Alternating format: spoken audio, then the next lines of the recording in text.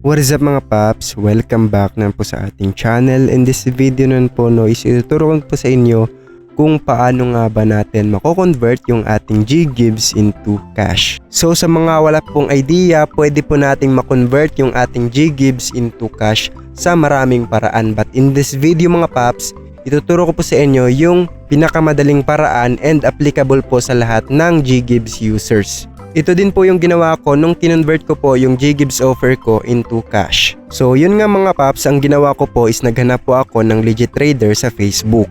And fortunately, meron po akong nahanap na trusted and legit trader kung saan sa kanya po ako nagpa-convert.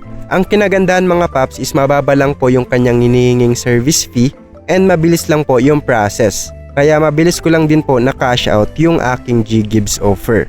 And speaking of legit trader mga paps, I highly recommend po itong si Sir Warren. Dahil bukod sa mababang service fee mga paps, mabilis lang din po yung transaction kay Sir Warren. So bali ito po yung mga proof mga paps na talagang legit and trustworthy itong si Sir Warren.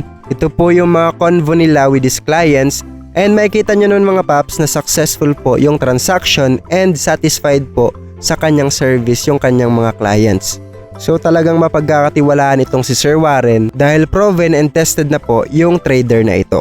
So if gusto nyo pong magpa-convert mga paps ng G-Gibbs, you can contact him directly sa kanyang FB page and ilalagay ko na lang din po sa description box yung link po ng kanyang FB page para po may access kayo if gusto nyo po siyang i-message. In addition lang mga paps, if naghahanap din po kayo ng pwedeng mag-convert ng Atome, credit card limit, and more time, available din po yun sa services ni Sir Warren.